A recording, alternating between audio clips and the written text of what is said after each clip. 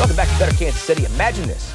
Your mother-in-law gives you a gift of the holidays you don't like, but fails to include the gift receipt. So you ask for it, making for an awkward exchange. Who's in the wrong, you or her? And how do you handle the situation moving forward?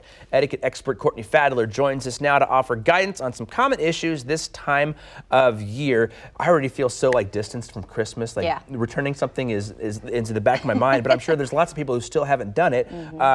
Is it okay to ask for that gift receipt for something that I've already received, but maybe I already have? Are there occasions when it's not okay to ask for the gift receipt? What's protocol here? Right, exactly. Well, first of all, there's very few occasions where it's okay to ask for a receipt, actually. It errs more on that side. And I agree with you, but I keep getting this question over and over again. Is it okay to ask for a receipt? Even after a birthday or anything else, too. And here's the deal. Again, tread very lightly. Yes. There's really only about two that I can really think of, and that etiquette would tell you. And one is if it's broken. So if somebody sends you something and it arrives broken, obviously, you want to make sure that you're getting the gift that they sent you, especially because they may visit you sometime and ask how such and such is working. Exactly. So that's a perfectly acceptable time to ask for it and explain that. It arrived broken, unfortunately, so sorry. Did you have a tracking number or receipt or anything? The only other opportunity possibly is if you did get something in the wrong size, and even then, you want to make sure you kind of know the person well enough to be like, I loved it, the sweater so much, but I need it just in a different size. Do you possibly have a receipt? Because you don't want to send them on a wild goose chase also if they if they don't know what they did with it. Yeah, exactly. People often ask about, is it okay if I already have such an item? And the best answer there is just go ahead and just be thankful to have two. Go spill ketchup on one or something. Just save it. So. All right, next situation is a coworker. You go out to eat, and this coworker doesn't know how to leave a good tip or barely leaves any at all. So you're kind of stuck covering for them because you don't want to make the server feel bad. What's the best way to approach that situation? Take them aside or take the server aside? How do we work this out? Right. I think probably many of us have maybe been in this situation before. And I just got this question fairly recently too. And here's the deal. This one, you really have to, discretion is the key here. Yeah. So if you're in the restaurant and you know that this person is leaving a bad tip and they're kind of known for this or whatever. There's a couple ways to handle it. One is you can obviously add more tip onto yours. And if you do that, tipping should not be a table-wide discussion. Yeah. So you don't want to be like, especially I'm leaving. If they split the bill and everything. Right, it's right. There for I'm you. leaving so-and-so, how much are you leaving? It's a personal and private thing.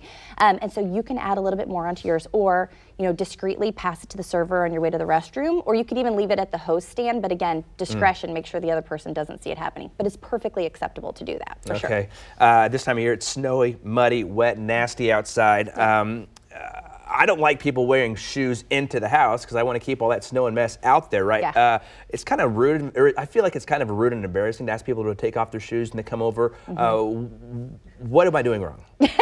Why do I feel bad? Okay, so you typically ask people to take off their shoes when they come in. Yeah, yes. I don't want them to wear their shoes in the house. Yeah, I get it with kids especially, right? This happens a lot, right?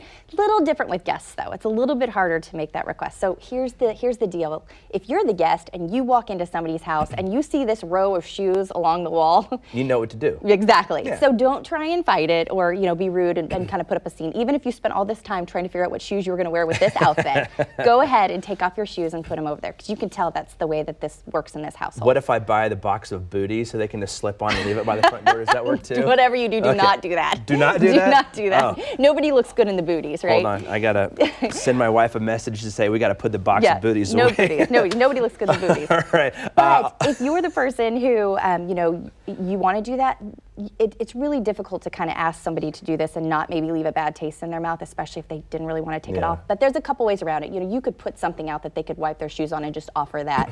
But as a guest this time of year, it's great to offer it, to walk into somebody's home and say, can I take off my shoes? Okay. And then I'm the person, I like to keep my New Year's resolutions a little bit private. Sometimes people always want to ask, what are you doing? Have you made any resolutions? How do I keep that as a out of the topic of conversation, I guess? Have you been asked this yet this year? Yeah, and I always spill the beans anyway, even though it's some stuff I want to keep quiet. But anyway, yes. You're fine with it, yes. Yeah. And I also feel like the big thing is, what's your word this year? That's going around a whole lot. My word? Your word, like your word for for 2020. Bird is the word? No, feel like, this year is, whatever it happens to be. I want to be more confident or whatever. Oh, I got you. That's the thing. Okay. Yes. No, but here's the deal. A lot of people don't want to tell you what their resolutions are. They're private, they're personal, and they also don't want people to measure whether or not they've accomplished if it's good enough, such a thing, or if they're accomplishing it, right? Yeah. So just think about that before you ask. Just even if you're making polite conversation, not everybody wants to share this. And on your end, have that canned answer, and usually deflecting with humor is a great way to do it, and make sure that you've got that ready to go instead of just shutting it down in an awkward way. I'm going to stop trying to be as awesome this year. That's perfect. There it is. And real quick, I know this is also the sick time of year. We have lots of sick coworkers coming to work. What's the best way to tell a sick coworker to politely get the heck away from me and go home? Like that? Yeah. So guess what? There really isn't any way that you can tell a coworker to go home, right? But here's what you can do. You can make it easier on them to go home. So you wouldn't want to say, "You sound awful, please get out of here," right? But even if that's what might happen. But what you want to do is you might want to say something like, "I can tell you're feeling horrible. Is there anything I can take off of you today so that you can go home and get some rest?" Oh, nice. And then that way it's, then it can put the seed in their mind that they might be able to leave because they're covered or something to that effect. But all right.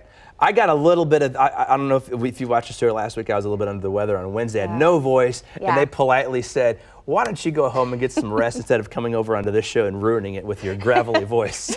Well, your voice is key to your job, so again. I don't know, sometimes. Anyway, well, Courtney, thank you so much for being here today. Certainly. We appreciate all those great tips, and I will try to keep a more canned 2020 resolutions to myself ready to go.